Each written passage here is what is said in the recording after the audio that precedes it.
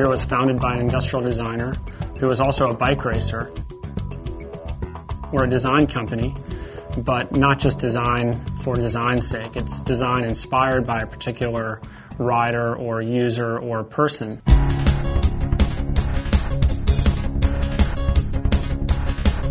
We spent a lot of time listening to our team of professional athletes. They're changing the definition of what's possible in their sports. So they're really the perfect people to talk to look for ideas.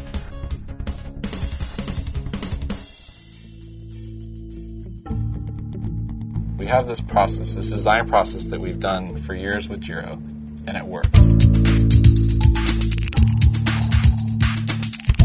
I'm Hilgard Muller. I'm the industrial design manager at Giro. I've been here almost 13 years. We want to make sure that we factor that in because that'll drive the aesthetic.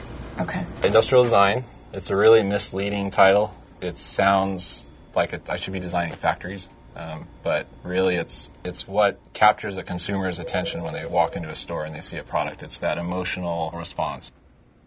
The first thing that anybody sees when they look at a product is that something I would wear? Do they like the color? Do they like the aesthetic of it?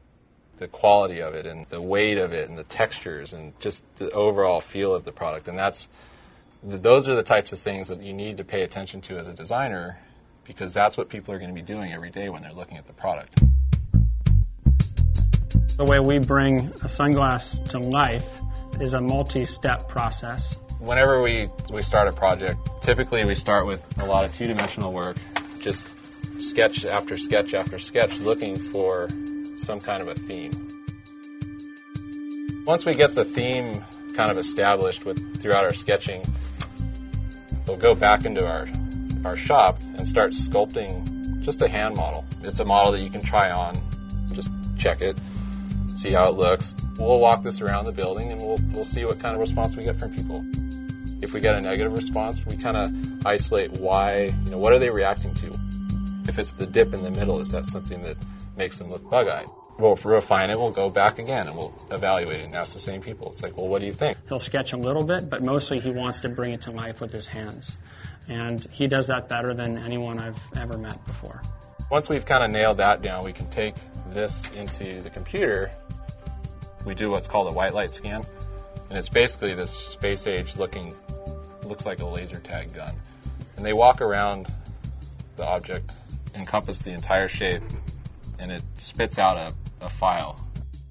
We can start editing and manipulating really subtle changes. That's where we get into the real detail of it. Make sure that we have the fit correct. Make sure that we've got the lens geometry correct. CAD, or computer-aided design, is common in most product design companies' portfolio of tools. Many products now are designed from the very beginning in CAD. From the first idea, they're being sculpted on the screen and not by hand. And that can work in some product categories, but it isn't the way Giro does things. We use CAD as the middle part of our process. We've got a CAD model now. It's dimensionally it's correct, it's symmetrical, it's got critical geometry, it has hinge breaks, it can accommodate the correct lens. All that stuff is incorporated into this model. From there, what we'll do is a three-dimensional print. It's like printing a Word document. You're literally hitting print, and it goes to a machine. And every time the printer makes a pass, it generates a layer. If there's frame in that area, it will leave the black material. If there's no frame in there, it will leave the white material, which we call a support material. So it makes thousands of passes. I guess it'll take about 6 hours to print a pair of glasses. Pull it out of the machine, and then you just literally break the support off. And then once you finish picking it away, you got a pair of glasses. And then we can go ahead and make a nice clean model, pop some lenses in it, put them on, check the fit. Give it to a rider or many riders, go out and do the test. If the fit isn't optimum, then go back in the computer and make the necessary changes. Tweaked, modeled, tested, and we may do that 20 times on a sunglass frame before we're satisfied. There's a lot of places that hand off just here's a sketch, give me a pair of glasses. They wait 6 months, they get a pair of glasses back, might or might not look like the sketch. because they didn't factor in all the constraints. We're factoring all the constraints. We're designing it in-house. We're evaluating it in-house. We're looking at the models. We're touching the models. We're putting the models on. We're making 0.5 millimeter adjustments to get the thing just that extra 5%. We can hand off to our final manufacturing vendors and say, build this.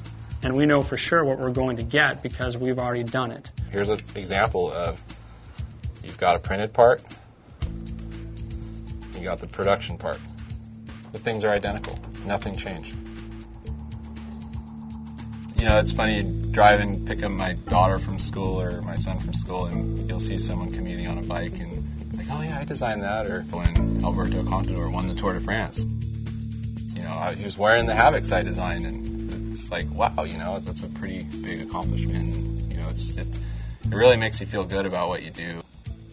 It's very satisfying.